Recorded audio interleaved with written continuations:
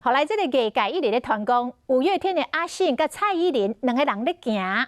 结果蔡依林伫咧台北场最后一场的演唱会，是请到五月天来做贵宾。哇，两个人搁安尼手牵手来唱歌，规场是安尼叽叽叫热噗噗，规个演唱会现场拢是浪漫爱情的滋味。并不想被谁打扰。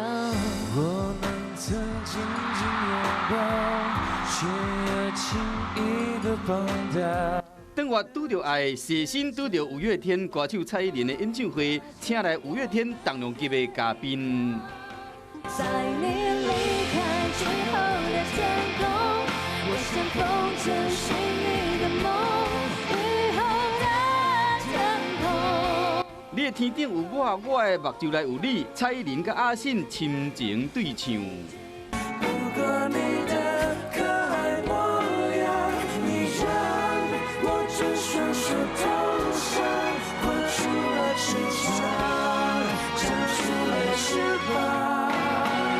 爱情的模样就是两个人手牵手，这一幕互大家歌迷情绪够激动，煞来换五月天，唔知要安怎较好。